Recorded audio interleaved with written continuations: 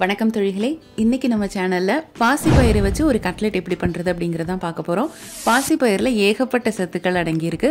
இது வந்து நம்ம குழந்தைங்களுக்கு ரொம்பவே கொடுப்போம். ஆனா அவங்க வந்து பாசிப்பயிரா அவிச்சு கொடுத்தா கண்டிப்பா சாப்பிட மாட்டாங்க. இந்த மாதிரி கட்லெட்டா செஞ்சு கொடுக்கும்போது அவங்க ரொம்பவே விரும்பி சாப்பிடுவாங்க. இப்போ வாங்க இதை எப்படி பண்றது அப்படிங்கறத பார்க்கலாம். 200 கிராம் பாசிப்பயிரை நல்லா கழுவிட்டு ஒரு 3 மணி நேரத்துக்கு ஊற வச்சு எடுத்துக்கலாம். தண்ணியே இல்லாமல் சுத்தமாக நல்லா வடிகட்டி எடுத்து இதை மிக்சி ஜாரில் போட்டுக்கலாம். இது கூட கொஞ்சமாக மல்லி இலை, 2 மிளகாய், அதுக்கப்புறமா ஒரு துண்டு இஞ்சி, இது எல்லாத்தையும் சேர்த்து நல்ல கொரகொரப்பாக அரைச்சி எடுத்துக்கலாம். அரைச்சதை ஒரு பவுலில் போட்டுக்கலாம். அதுக்கப்புறமா 2 உருளைக்கிழங்கை நம்ம வந்து வேக வச்சு எடுத்து அதையும் சேர்த்துக்கலாம். பெரிய வெங்காயம் 1 எடுத்து அதையும் சின்னதாக கட் பண்ணி போட்டுக்கலாம். கொஞ்சமாக மல்லி இலை, அதுக்கப்புறமா 1 டீஸ்பூன் அளவுக்கு கடலை மாவு, 1/4 டீஸ்பூன் அளவுக்கு மிளகாய்த்தூள், 1/4 டீஸ்பூன் அளவுக்கு சீரகத்தூள், 1 டீஸ்பூன் அளவுக்கு கறி மசாலா பவுடர், அதுக்கப்புறம் தேவையான அளவு உப்பு, இது எல்லாத்தையுமே நல்லா மிக்ஸ் பண்ணி எடுத்து வச்சுக்கலாம்.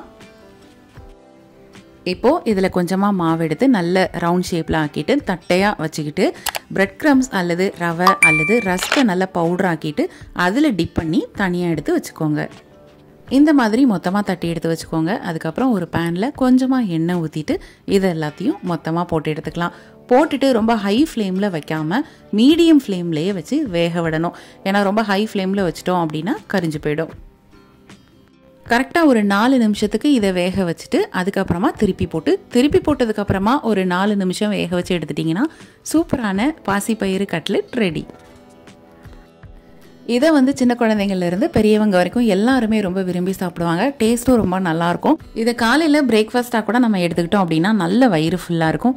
கண்டிப்பாக நீங்கள் இதை ட்ரை பண்ணி பாருங்கள். இதை கட்லெட்டாக இல்லாமல் இதை வந்து அப்படியே உருட்டி டீப் ஃப்ரையாக கூட பண்ணீங்க அப்படின்னா, வடை மாதிரி பண்ணீங்க அப்படின்னா குழந்தைங்களுக்கு ரொம்பவே பிடிக்கும். கண்டிப்பாக இந்த கட்லெட்டை நீங்கள் ட்ரை பண்ணி பார்த்துட்டு எப்படி இருக்குன்னு கமெண்ட் பாக்ஸில் கமெண்ட் பண்ணுங்கள். இதே மாதிரி நிறைய யூஸ்ஃபுல்லான வீடியோஸ் அண்ட் ரெசிபீஸ் உங்களுக்காக காத்துட்ருக்கு.